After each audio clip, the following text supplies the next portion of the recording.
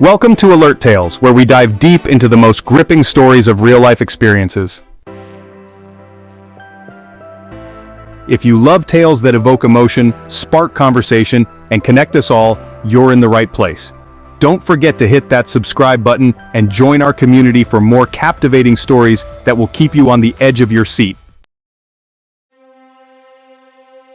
I'm making plans to leave my husband. I feel relieved and guilty about it.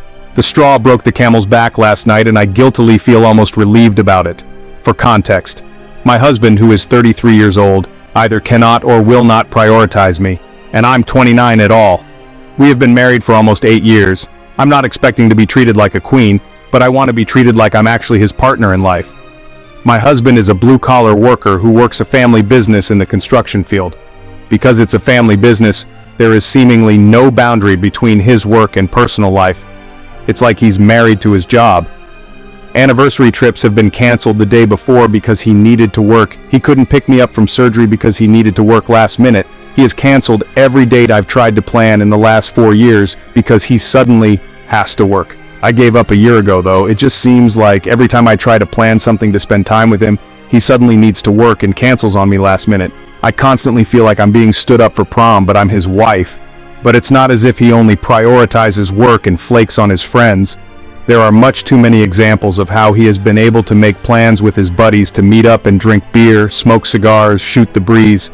His friends will call him and invite him on spur-of-the-moment week-long fishing trips, and my husband will leave work immediately to pack and hit the road. But when I wanted to go to a nice restaurant for our anniversary, one evening, he told me the night before that I needed to cancel the reservation because he would be working late. It makes me feel like he prioritizes spending time with his friends over me because he'll easily blow off work for them, but he never does for me. I also feel like he prioritizes his goals over mine. He has taken out loans for the family business sake, using our joint money without even talking to me about it first. This has happened 3 times. All through our dating relationship and engagement, he told me he wanted children. After we had been married 4 years ago, I told him I wanted to start trying for a baby. He told me he never wanted kids, and he had always been afraid to tell me because he didn't want to lose me. But now I feel like he took away my option. I really do appreciate how hard my husband works, but I just wanted to spend time with him and have time made for me, like he'll do for his friends. I have made peace with the fact that I may never be a mother. I'm not sure if I'm being petty about this entire thing, but I feel like he robbed me of my best chance and years for doing it, at the very least. I told him in April that I wanted to get a divorce, and I explained why, but I told him I was willing to do marriage counseling. He told me he wanted to do marriage counseling with our pastor, so we did. And my husband's biggest issue with me is that I'm disorganized. It's true, I have ADHD and often lose things. I'm trying to work on it. My husband also complained about our sex life, but I tried explaining that I'm rarely in the mood because he only ever touches me when he wants to have sex. Never wants to hold hands, hug me, kiss me, etc. So now I cringe when he reaches for me because I know it's only because he wants to have sex. And I think because I was the one asking for the divorce, I was seen as the problem or troublemaker. The pastor was convinced that I had some romantic comedy script in my mind, and I wasn't being realistic about what it means to run your own business. I had to work on being more understanding, patient, and on lowering my expectations and standards. I feel like all I had been asking for was to be treated like a priority and not an afterthought. But the straw broke the camel's back last night. We have been planning to go on a long weekend trip with my siblings and their spouses this upcoming weekend. 2 days ago, my husband told me he had to work this upcoming weekend and couldn't go on the trip. Never mind that it's non-refundable at this point. I said okay and would see if I could get a friend or cousin to come with me instead. Then yesterday, he came home all giddy and excited. He told me a buddy of his just called and invited him to a weekend bachelor's party this upcoming weekend. Wow, he is so excited to go. Except, the guy he's going to celebrate is someone he has told me he dislikes on multiple occasions. So he canceled going on a weekend trip with myself and my family because he has to work. But he immediately agrees to go on a bachelor's trip for someone he dislikes. Like he literally chose someone he dislikes over his wife? Maybe I'm the one he dislikes. I'm not sure if I'm being ridiculous about why I want to leave, but I now no longer care. I'm indescribably unhappy in this marriage, and it's time for me to make a plan and get out. I still feel like I'm young enough that I'm not starting completely over, and I'm very thankful we don't have children. I feel relieved that it's going to end now. I feel guilty for feeling this way, but it's just the truth.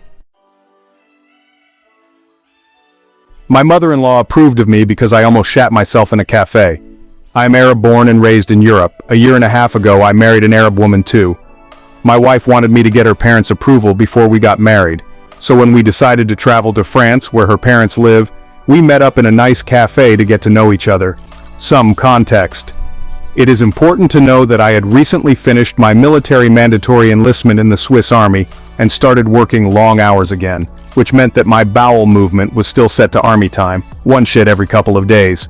You also need to know, my mother-in-law is an extremely anxious and fearful woman.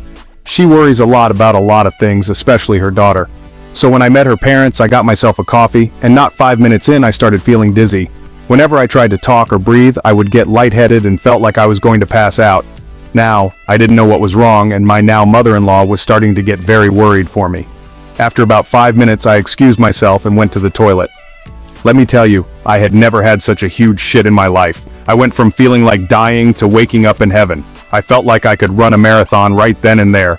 When I got back to the table, I had an extremely well get to know each other with my wife's parents, and they loved me. Fast forward to about half a year ago, my wife tells me that her mother approved of me because she thought I was so shy, anxious, and worried about meeting her parents that she saw herself in me. That I am a reserved, young, shy man that would certainly take care of her daughter because of how in touch with my emotions I am. Little does she know, I was about to pass out and shit all over the floor. My boss killed himself and put me on his will before he died. Last year, my boss killed himself by overdose and put me in his will on the last day that I saw him.